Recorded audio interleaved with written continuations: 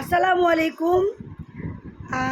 ভাইয়ের পরিচয় আর কি দিব, আপনাদের মাঝে পরিচয় দিতে দিতে দিতে দিতে আমার ভাই অনেক পুরনো হয়ে গেছে। কিন্তু আজকে ভাইয়ের পাঞ্জাবিটা আমার কাছে এত সুন্দর লাগছে, একটা ব্র্যান্ডের পাঞ্জাবি, খুবই সুন্দর আরগের পাঞ্জাবি। ভাইয়াকে মানে এই যেমন সুন্দর মানুষ তেমন এটা এই দিছি চিনি দেয় নাকি মধু দিব মধু, তো মধুতে একটু কম মিষ্টি লাগবে। তো আমার ভাই হচ্ছে মধু দিয়ে দুধ পছন্দ করে, চিনিটা অ্যাভয়েড করে। তো আমার ভাইকে আসলে আসলে এটা কিন্তু পাম না, অনেক সুন্দর লাগছে। আর এই যে পরের মেয়ের কথা কি বলবো,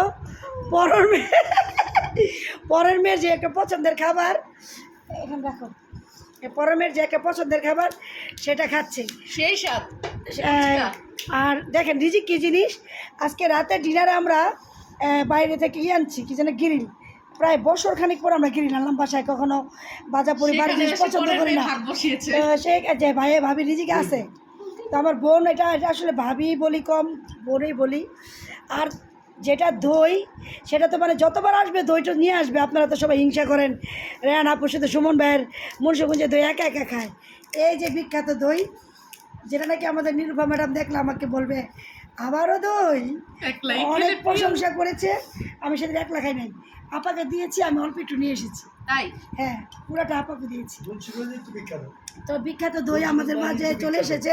মুন্সিগঞ্জ মানে বিখ্যাত দই, তবে এটা হচ্ছে আরও স্পেশাল। ভাইয়া সবসময় অর্ডার দিয়ে নিয়ে আসে। হ্যাঁ বিখ্যাত, বিক্রমপুরের বিখ্যাত দই, এটা আর কতবার বলবো। তো আলহামদুলিল্লাহ আলহামদুলিল্লাহ এটা মাসো। তো আলহামদুলিল্লাহ আসলে ভাবি, এই যে তুমি ননদের বাসায় দিনে আসো না রাত্রে আসো না, রহস্যটা বলো।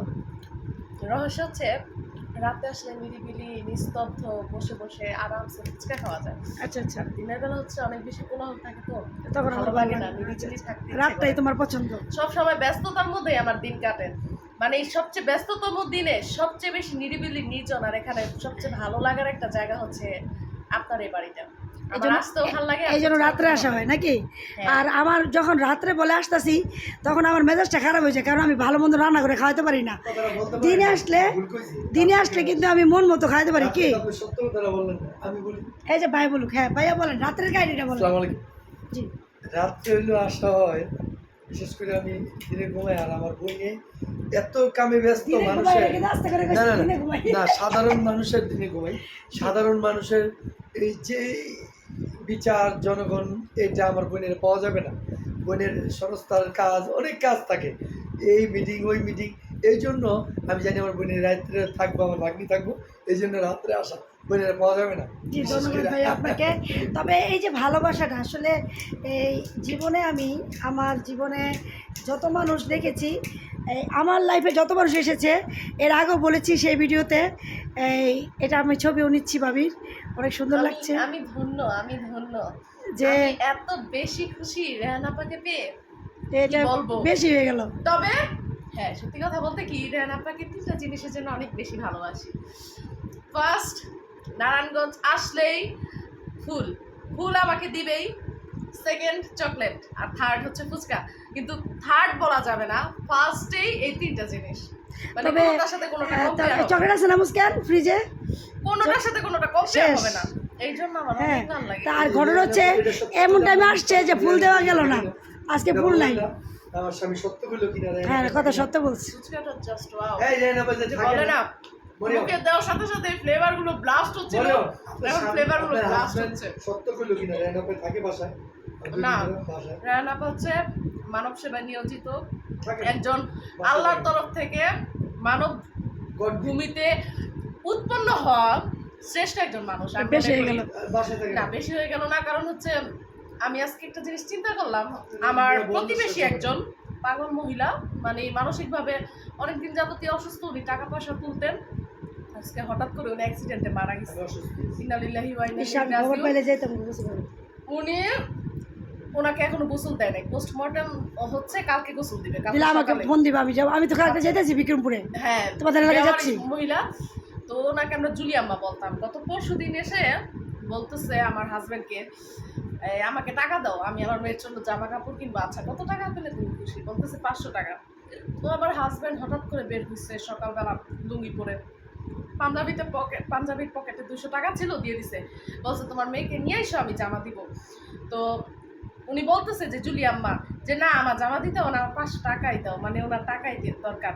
বলছে যে ঠিক আছে তাহলে এখন 200 দিলাম, আমি তো এখন সকাল উঠছি ঘুমবেলা, আবার পরের দিন আইসেন। 2 দিন পর আসার কথা ছিল, মানে আজকে আসার কথা ছিল, কিন্তু ওই যে আজকেই মারা গেছে।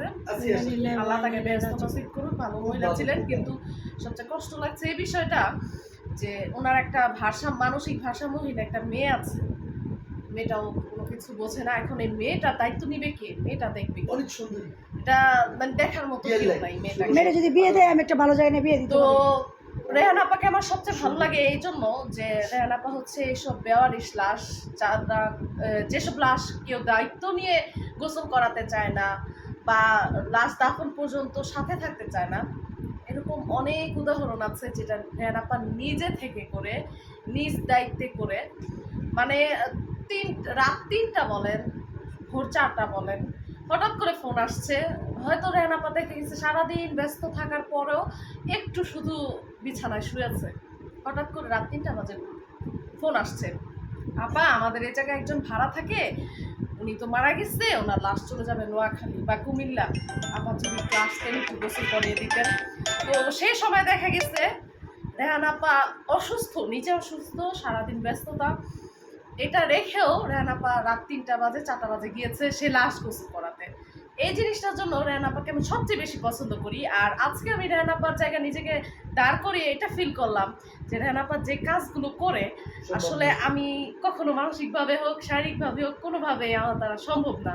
হ্যাঁ, মানুষ বলে যে চেষ্টা করলে পারবেন, কিন্তু আমার চেষ্টা করতে করতে আমি অসুস্থ হয়ে যাব, মানসিকভাবে হোক শারীরিকভাবে হোক। এটা ধৈর্য, অনেক বেশি ধৈর্য, প্লাস হচ্ছে অনেক বেশি সাহসের একটা ব্যাপার যে এত রাতে কোথাও যাওয়া বা লাশ গোসল দেওয়াটা চারটিখানি কথা না আমি মনে করি। তাও আবার বেওয়ারিশ লাশ, বা অনেক সময় অনেক অ্যাক্সিডেন্টে লাশ অনেকভাবে অনেক দেখা যায় অনেক ধরারও পজিশন থাকে না, এরকম লাশ যখন আর কি গোসল করানো হয়, আমি জানি না, আমার ইচ্ছা আছে একদিন আমি রেহান আপার সাথে থেকে গোসলটা দেখবো।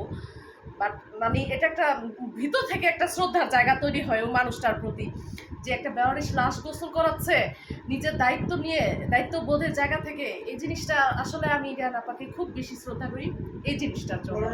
ধন্যবাদ ভাবি।